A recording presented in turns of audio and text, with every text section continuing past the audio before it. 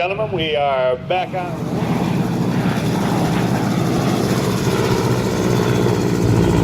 Nothing like the loop.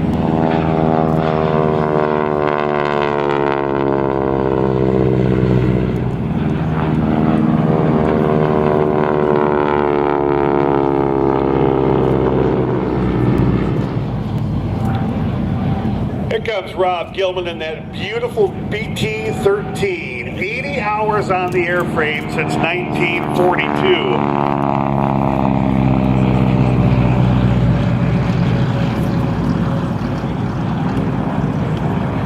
And bringing up the rear is Dean.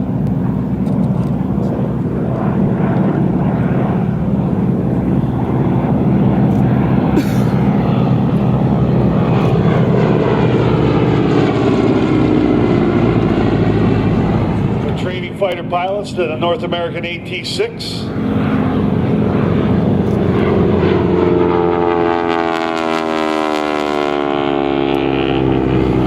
The AT designations, much more sophisticated controls, really set up like a fighter cockpit.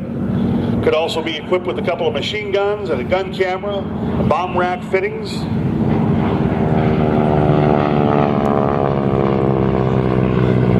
Flight, aerobatics, bombing, gunnery. Some equipped with a tail hook as an aircraft for carrier qualifications. In the center right now, our old pal John, the skipper, Heil, and his Canadian Harvard. He'll be breaking off of this formation a little bit, and he will give us a World War II aerobatic training demonstration.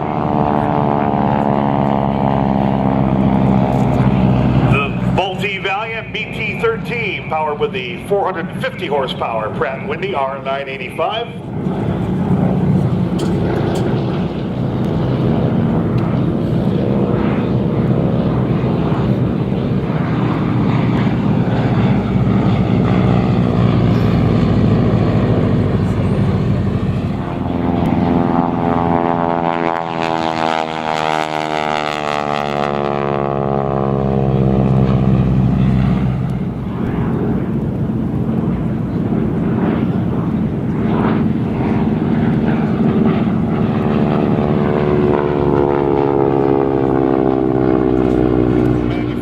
Production ending in 1954. That T6 going by from the Commemorative Air Force out of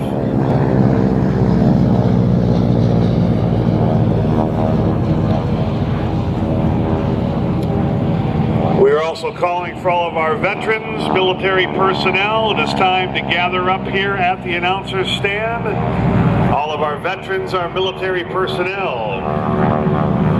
We are ready for you to head this way as we prepare for our salute. 1916 used for liaison during the Korean War by the United States Army, designated the L-17.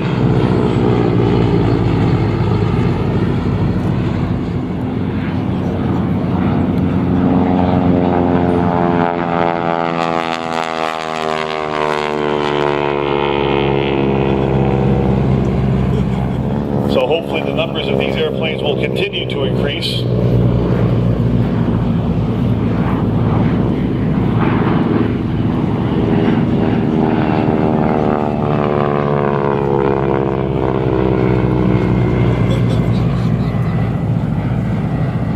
To many of the Allied countries all around the world, and so many different variants.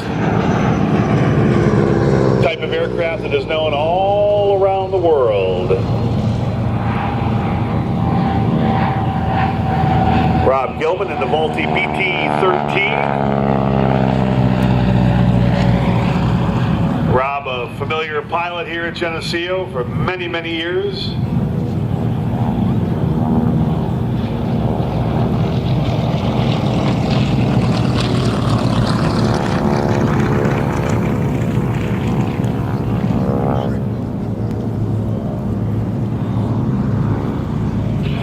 Repositioning the Flybob Express DC-3 all the way from California here today.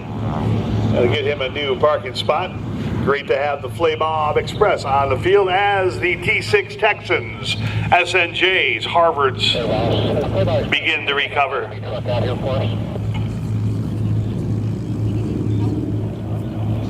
And then we're going to turn things over to our good friend Skipper Heil, climbing for altitude.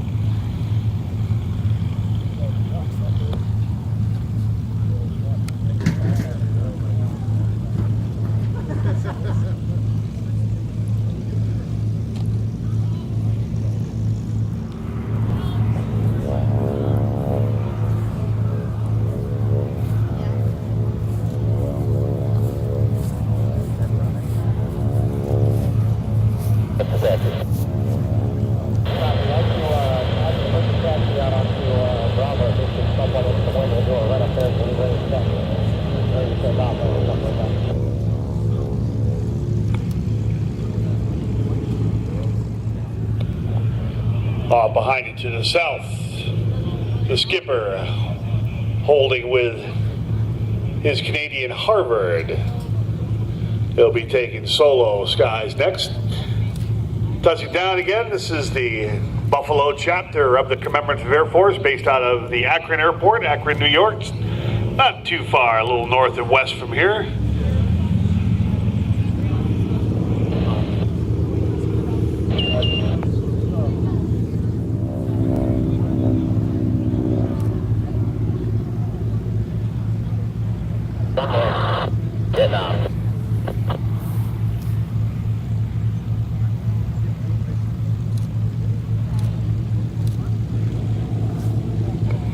Again, for all the kids out there, make sure you pick up your Geneseo Air Show program and get working on that treasure hunt. There's some great prizes to win today.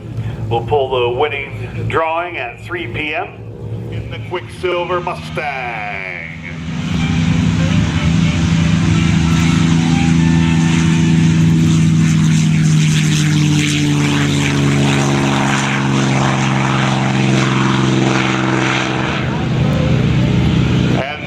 McKenna in the polished P-51.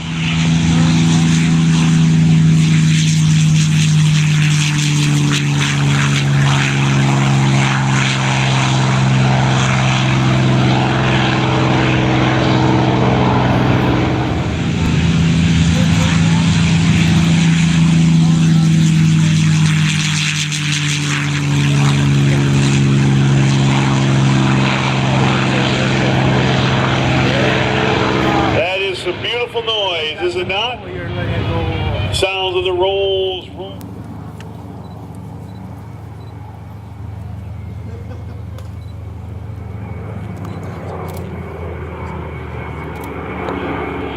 Oh, Canada, our home and native land, true patriot love in all thy sons command with glory. All right, folks, and McKenna with the P-51. We're going to turn things over as the L-39 and Mustang will be approaching the airfield.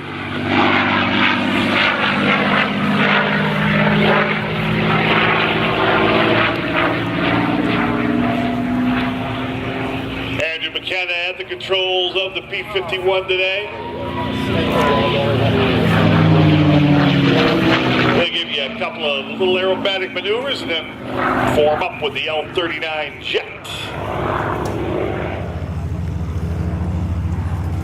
Nice low-level flyby from the Mustang.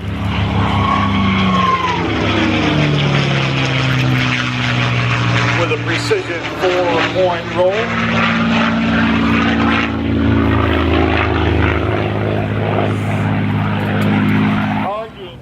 An absolutely beautiful airplane. If you have a chance to go out and take a look at it, please do so. Andrew is based out of Manassas Airport down in Northern Virginia.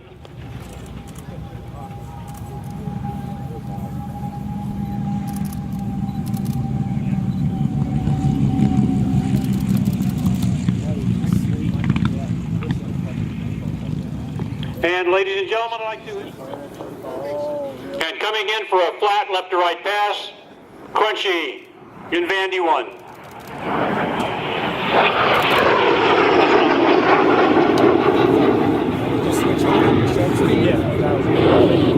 Somebody told him on the radio. Are you kidding me? That was awesome. That's what I'm talking about. I felt that. The paint job you see on Vandy 1 pays homage to one of the most iconic aircraft paint schemes ever flown by the U.S. Navy, the Black Bunny, call sign Vandy 1 of Test and Evaluation Squadron VX4 and VX5.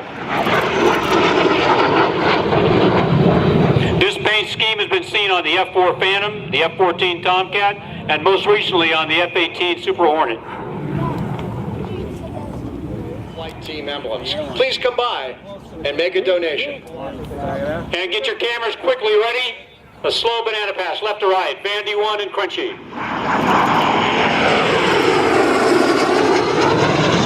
Show pass. Into a vertical pull with some rolls.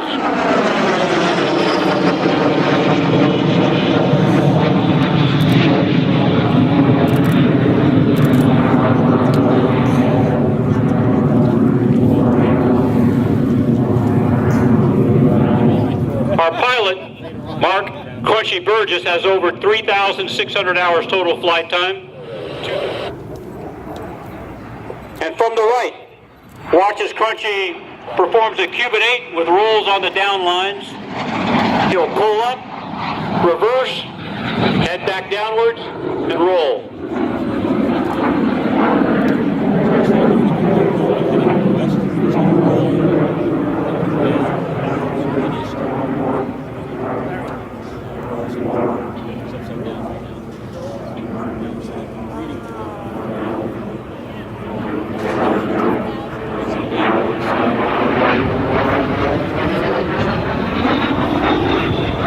And watch as he performs the exact With Warrior Aviation for a scholarship. They pay nothing for the services. Everything is supported by donors providing straight donations and merchandise purchases.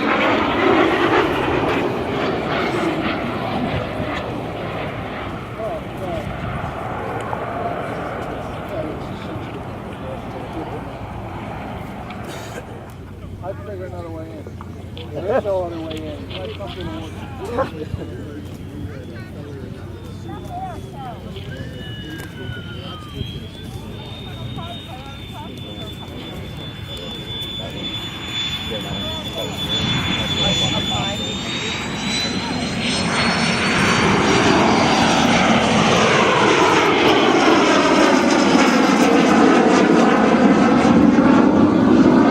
Even though the L-39 was designed and built as a trainer aircraft, it and its variants have seen action as frontline military strike aircraft, seen most recently in the Ukraine. And from the right, one more banana pass from Vandy 1 and Crunchy.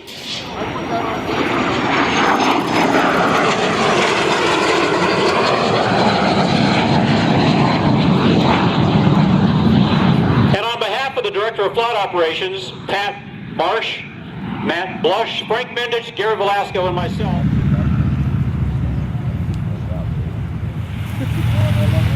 First to go is Panchito.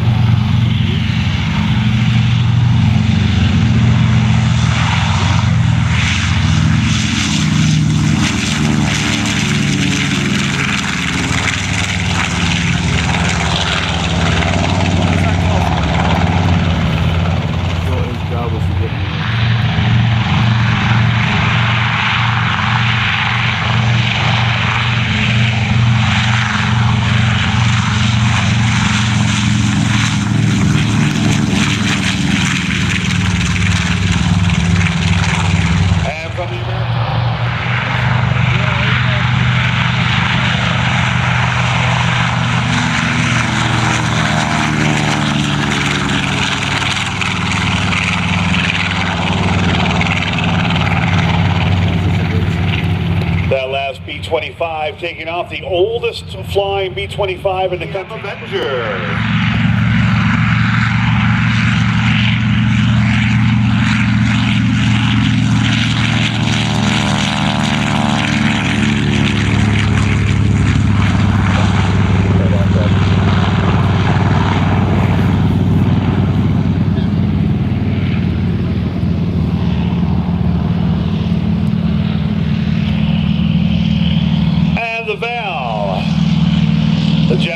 space dive bomber.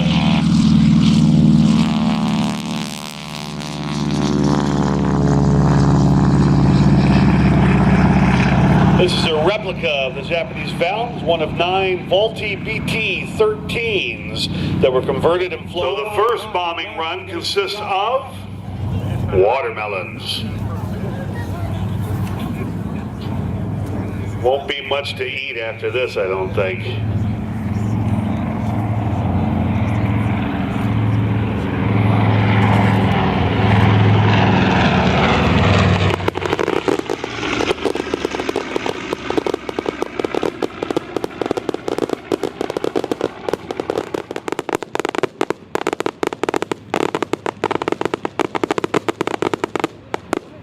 Well, I didn't know that was going to happen. There's Tom Duffy in takeoff time. There's a nice little watermelon.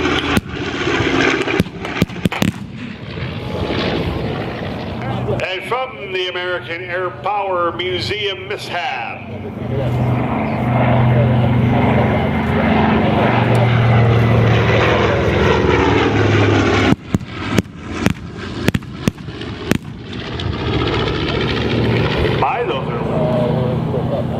Charlie Lynch in the TBM, the Grumman Avenger.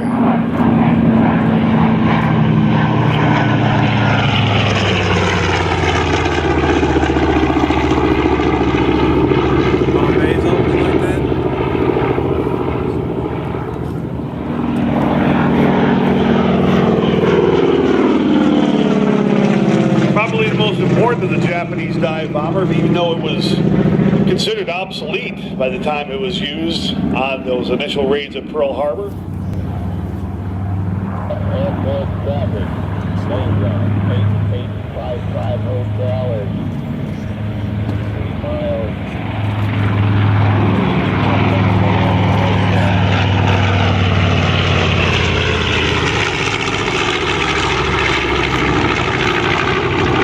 The last B-25 used in service with the United States. Thanks to the groups and the museums that are so dedicated to keep these aircraft in the air.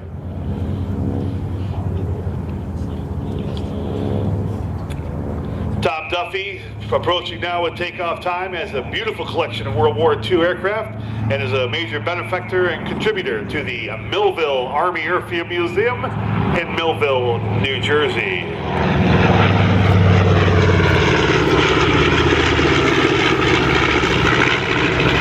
The Millville Army Airfield was dedicated as America's first defense airport in 1942.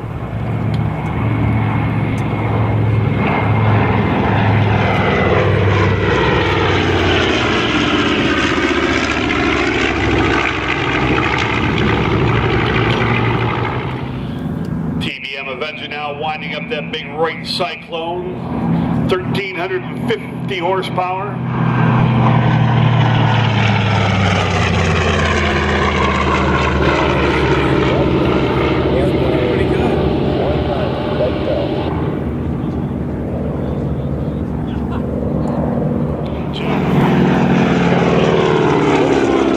Late in the war, most of those valves were converted for the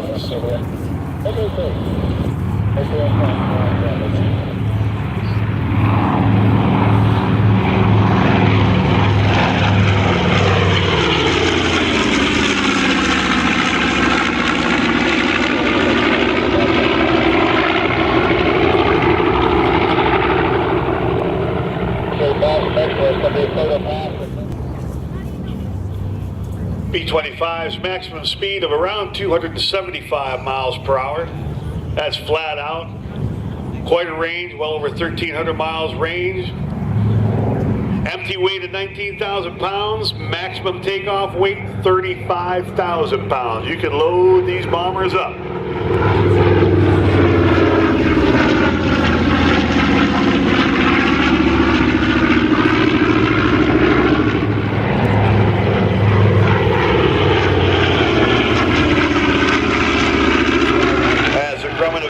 Almost 16,000 pounds when this airplane was grossed out for takeoff.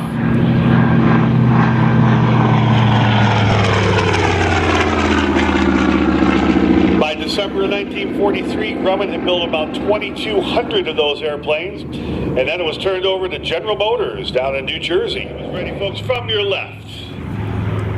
So bank the wings give you a nice top view of the B-25s.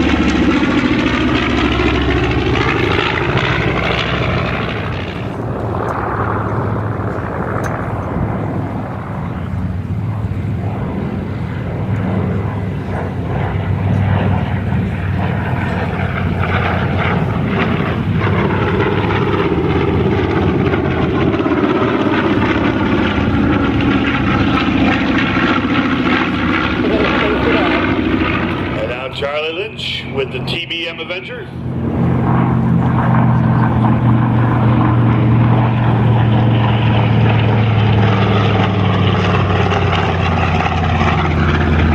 The sounds of the big Wright R2600, 1,900 horsepower.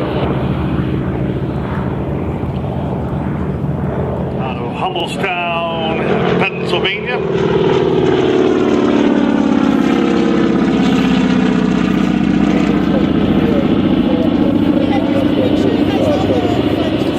Laird moved his aircraft design company to Wichita, Kansas. His group included Buck Weaver, who later surpassed fame, and the one and only Lloyd Stearman. They reorganized that.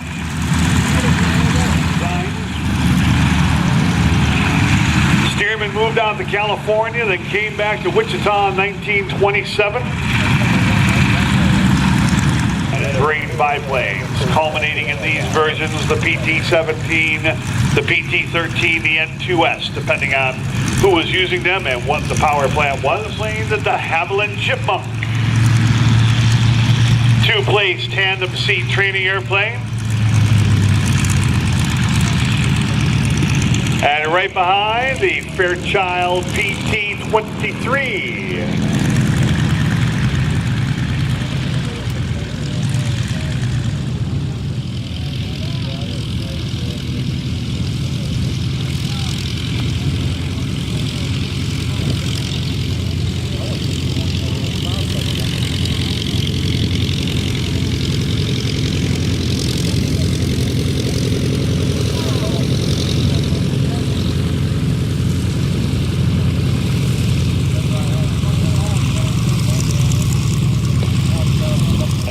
Reserve Grand Champion Sun and Fun back in Oshkosh in 1989.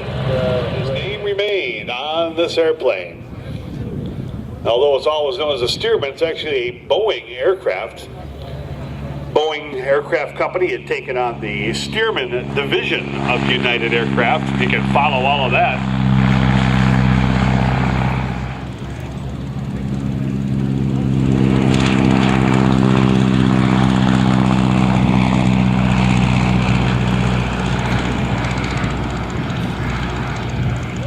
Different sound of the Lycoming and Continental radial engines.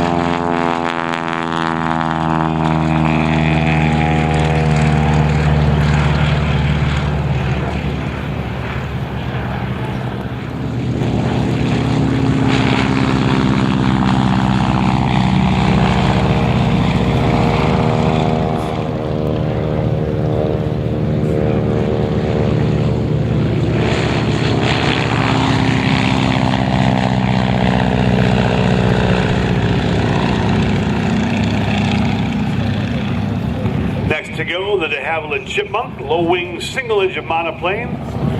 Airplane, a lot of fun to fly in that open cockpit. You don't see too many low-wing, open cockpit aircraft. Very few of those.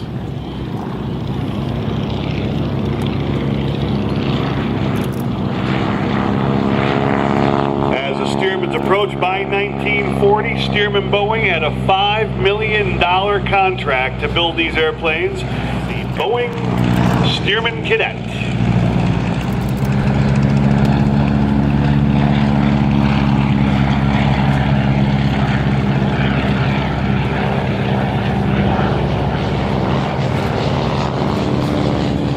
Airplane to be completely standardized for both the Army and the Navy as primary trainers.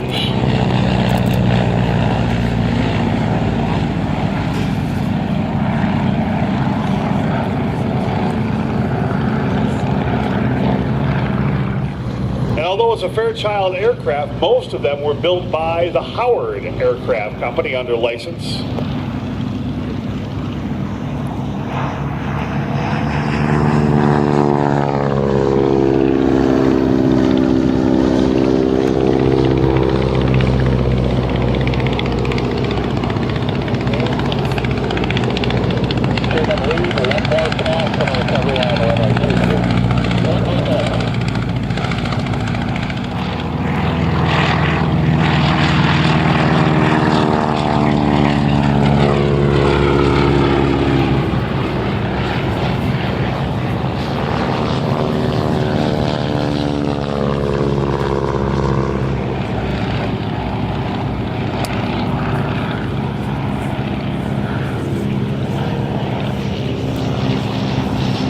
Served as the primary trainer for the Royal Air Force and the Royal Canadian Air Force, replacing the de Havilland Tiger Moth biplane. Over 1,200 built, de Havilland of Canada, producing 200 of those airplanes just outside of Toronto.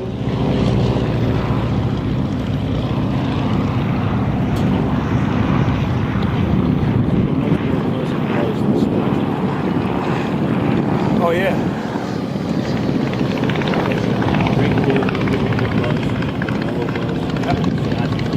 I know. I like that. Like usually when I drink bourbon, I put ice in it. Go all the way to the end of the left hand out.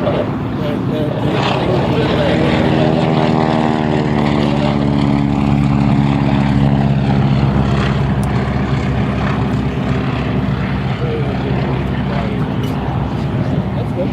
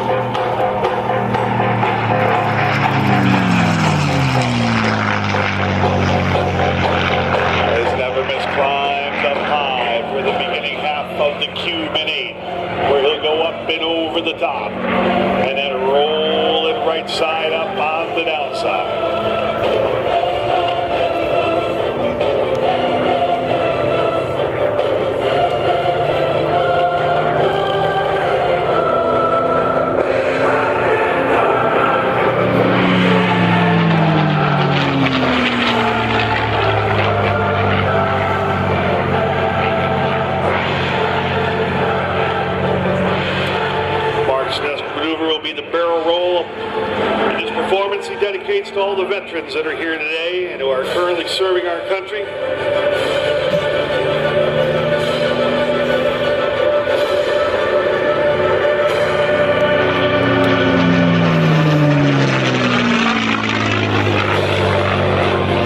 Mark learned to fly from his dad in a Piper J3 Cub at the age of 16 from the family's grass strip. 27 years of flying experience, over 5,000 hours of flight time. And Mark has now accumulated 500 hours of P-51 Mustang time.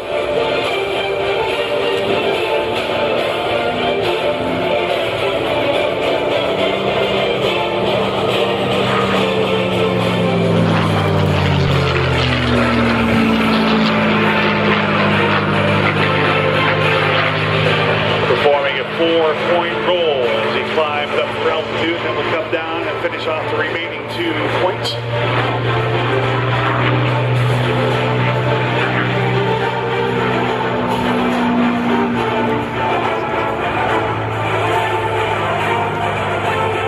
1954, it was sold at the McClellan Air Force Base auction for $7,500. That's not what they paid for it.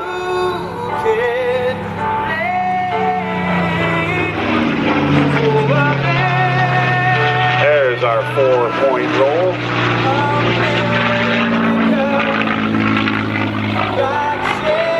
Mark also spends a lot of time flying for the Collings Foundation, their P-51. Co-pilots on the B-17 and the B-24. And recently, as a member of the Texas Flying Legends,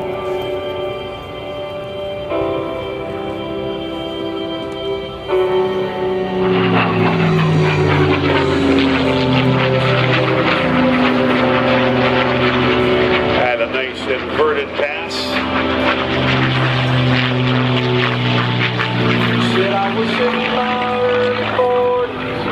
Mark also enjoys passing the love of aviation on to the kids around.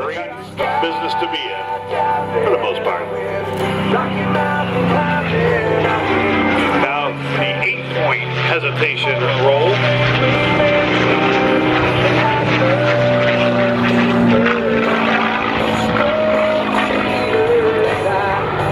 Mark's also had the honor of flying some.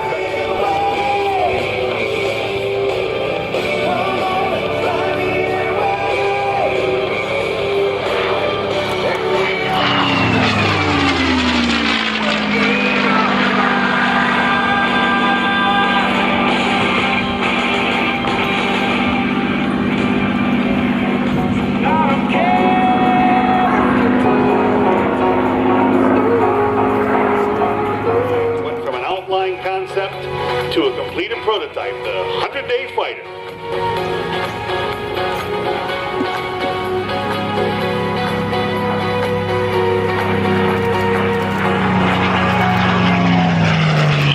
Nice little wing waggle for Mark in the B-51. When these airplanes first came out, they were powered with the low altitude Allison V-12.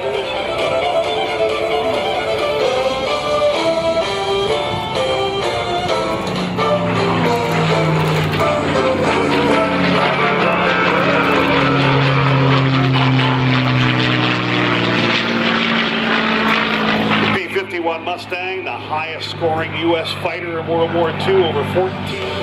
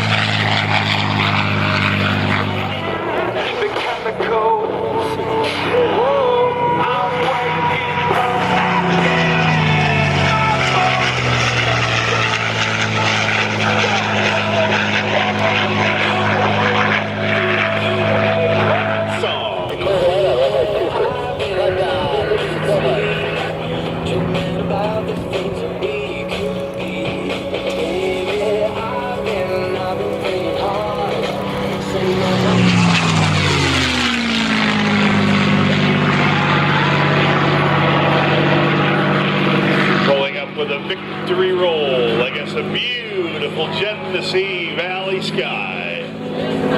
Gear comes down, that would indicate he is ready to bring Never Miss back to the runway. And of course, for all the men and the women and the kids too that keep these airplanes going, whether they're private individuals, museums, organizations, you know, keeping all these airplanes flying benefits us all. As Never Miss prepares to touch down just after the mud hole.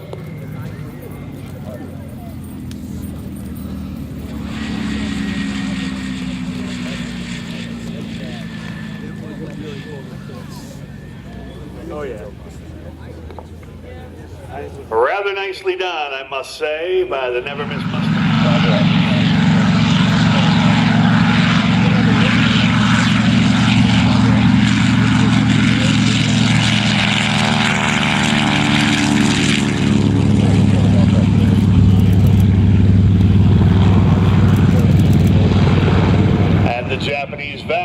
right behind him.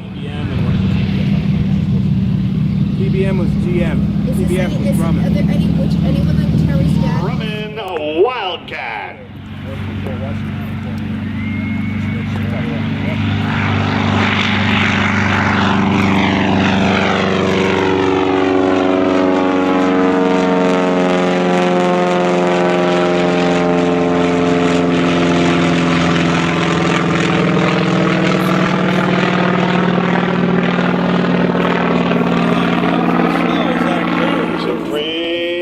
Paces. Up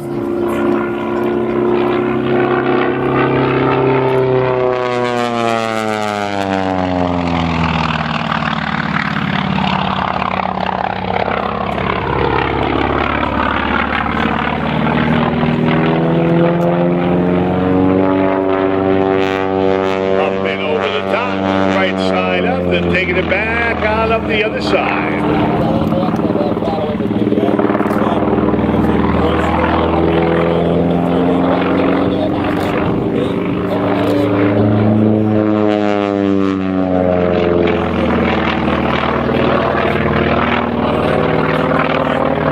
February 20th, back in 1942, Lieutenant Edward Butch O'Hare shot down 5 Mitsubishi Bettys and damaged the 6th.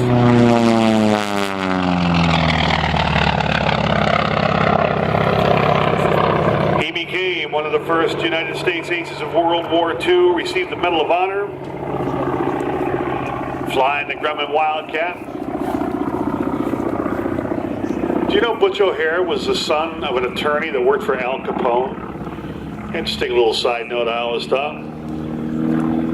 Compared to some of the other airplanes, the Wildcat was relatively small and had that mid-wing design, which gave it a whole different look.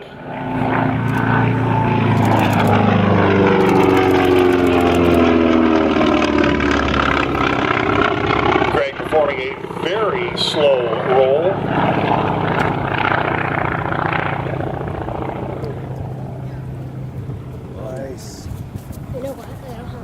Some say that the Grumman Wildcat was almost an ugly airplane, sitting on the flight deck, kind of propped up on a very, very narrow landing gear, a very interesting landing gear system. On early Wildcat models, the pilot had to retract the gear manually with about 30 turns on a crank.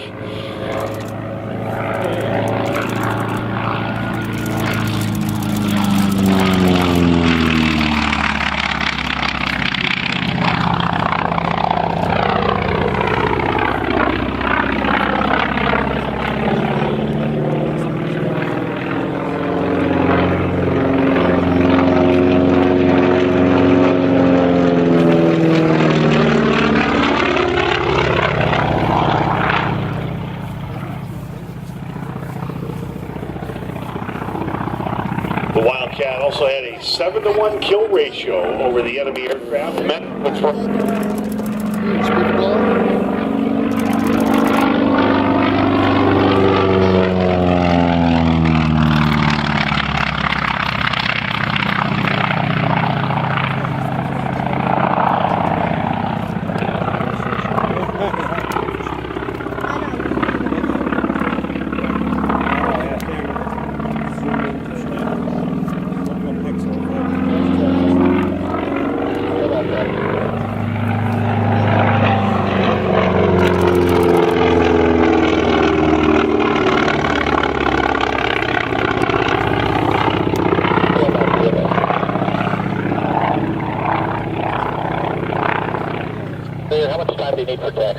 Greg's interest in aviation began at a very early age, watching bombers in Northern California and listening to his father's adventures of flying fighters in the U.S. Navy.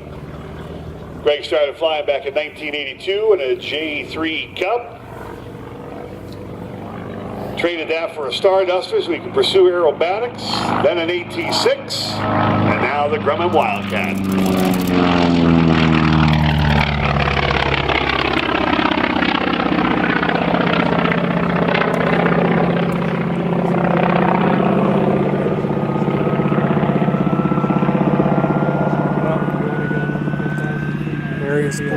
Wildcat named the best fighter below 10,000 feet. And this is the most most powerful version of the Wildcat and built in larger numbers than any of the other models.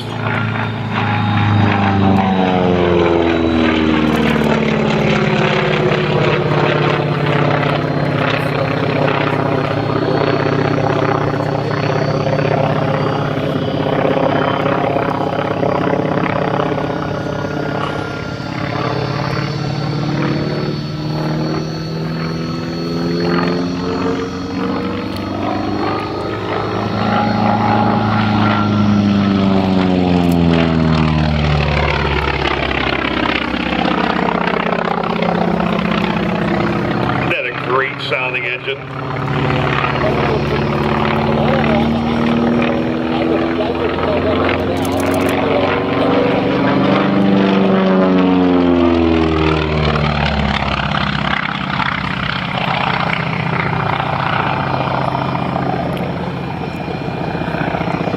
Wildcats were the main fighter for the Navy and the Marine Corps at the start of World War II.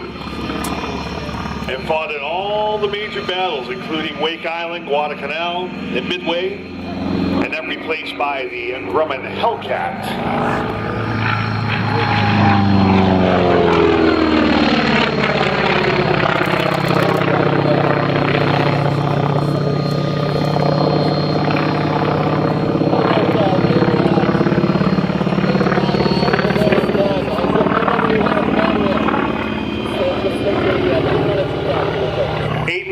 Recipients were Wildcat pilots, which is more than any other fighter aircraft of World War II.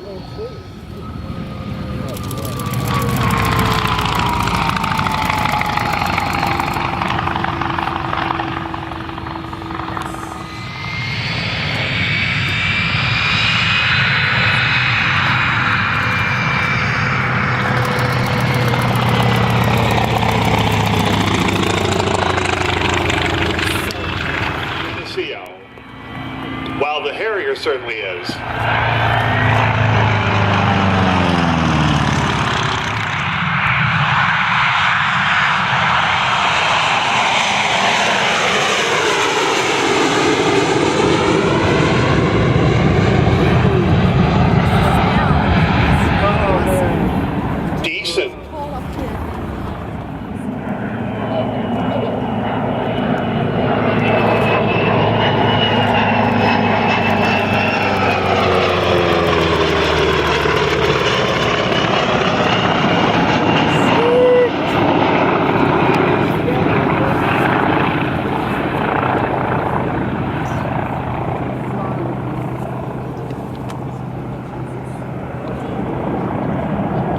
1. Trained down in Pensacola, Florida, the T-20.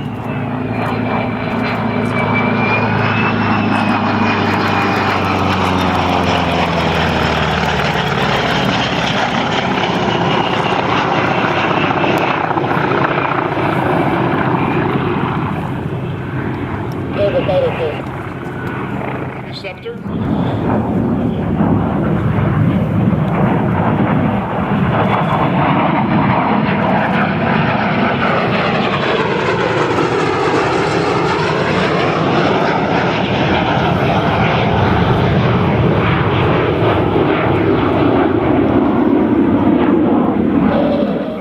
Operated from aircraft carriers positioned within the conflict zone.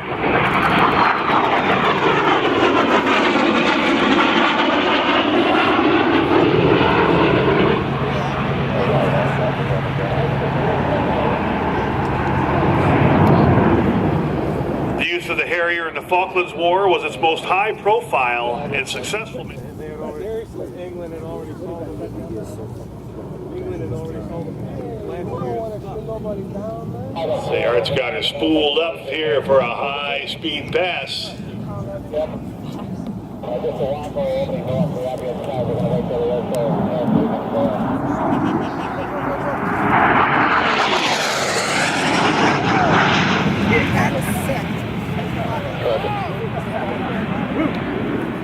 would call it.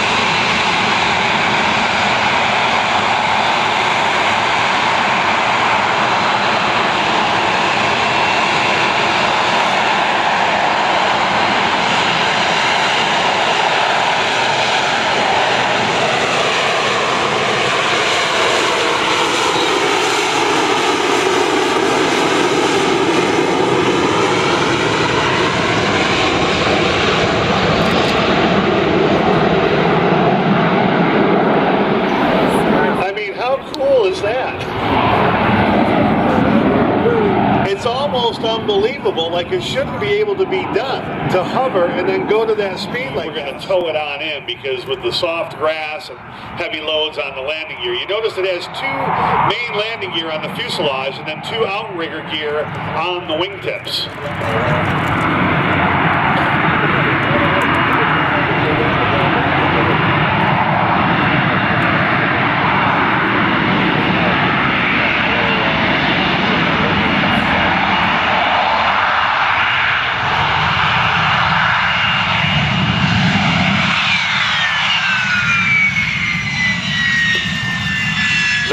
Short field performance. How about it, ladies and gentlemen, from Nalls Aviation, Mr. Art Nalls and his team with the C Harrier. That is some demonstration, I gotta tell you what. When's the last time you saw a jet aircraft on grass?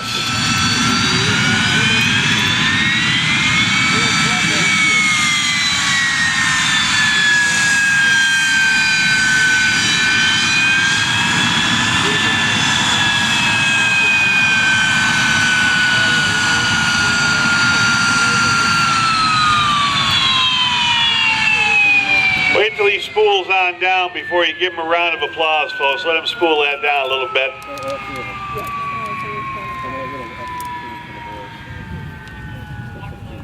And as Art prepares to get out of the Sea Harrier, once you see him moving into there, you go. Give him a wave, give him a yell. How about that, ladies and gentlemen? Art Nalls.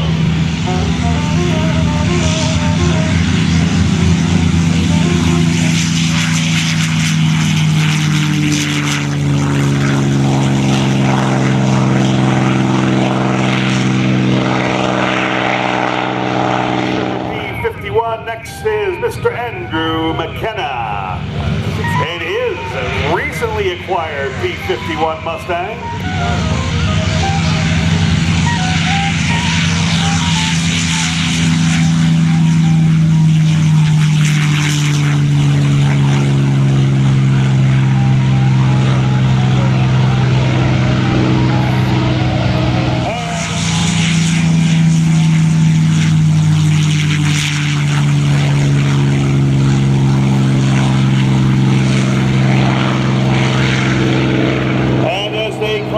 Coming in right behind you, ladies and gentlemen, in Jay's bird is none other than the one and only John the Skipper Heil.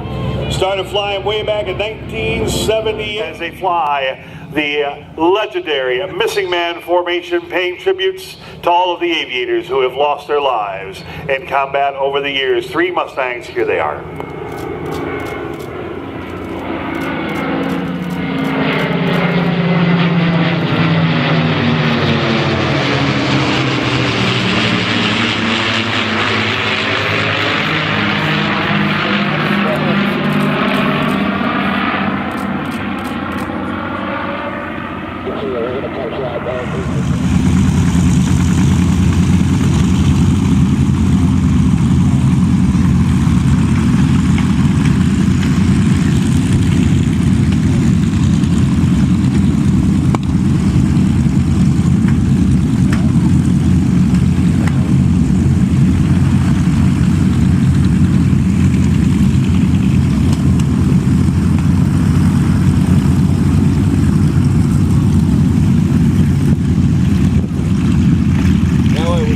Also taxiing out with the B-25 is the Japanese Val dive bomber.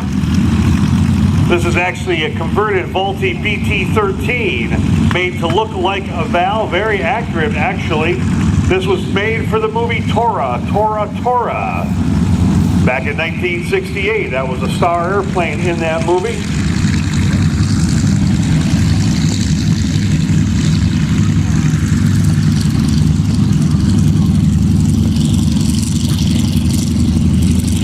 The devastation in Pearl Harbor was largely due to the Val dive bomber. Sank more Allied ships than any other Axis airplane in World War II.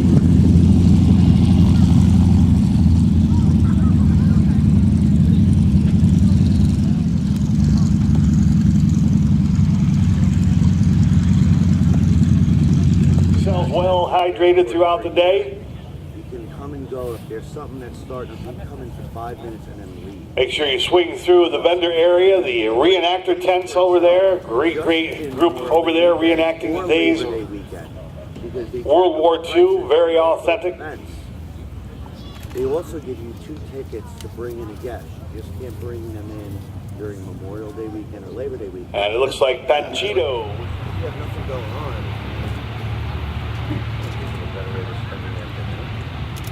Whoa. Yeah, don't ever buy a ticket pass.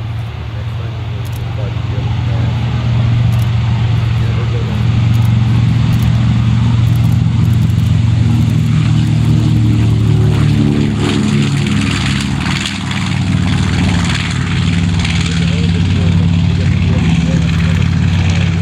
Republic Field, Farmingdale, Long Island. Jim Bosell, Nick Zarelli in the B-25 mishap.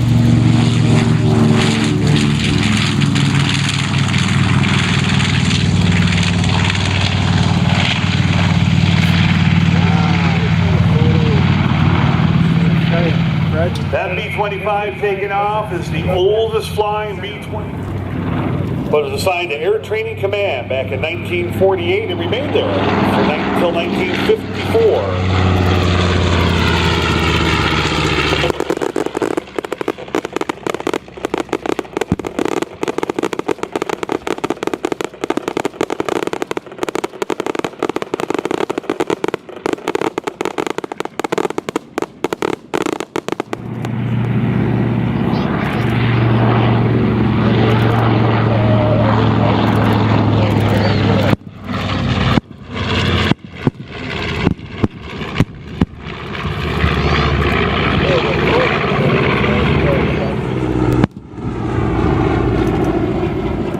One time used as a fire bomber in Arizona and then as an orange grove sprayer in Florida.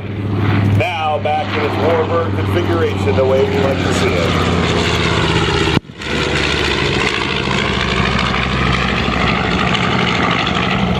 The heaviest aircraft at the time to be flown from a ship at sea.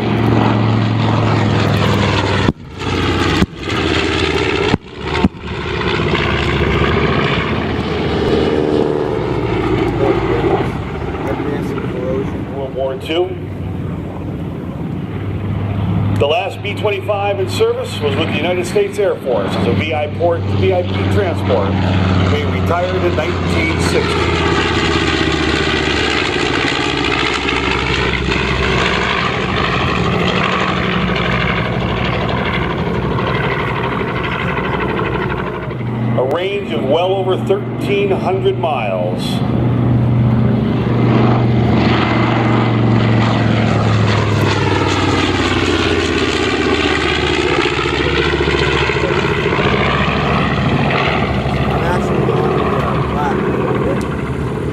As the veil dives down, Ken Laird, the owner of this airplane for many, many years, 25-year warbird pilot, been flying for a long, long time. For spotting reconnaissance aircraft from World War II.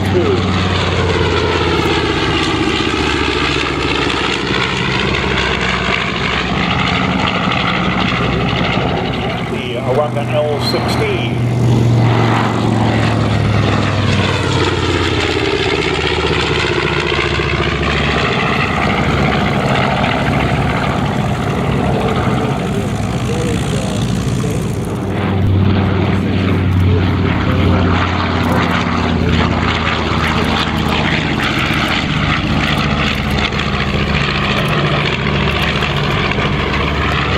Over 9,000 B-25s were manufactured. Farmingdale, Long Island, with his collection of World War II aircraft.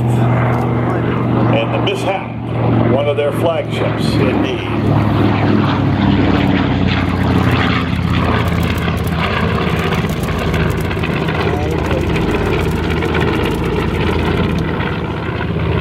Jim loves putting it into like a 600 bag.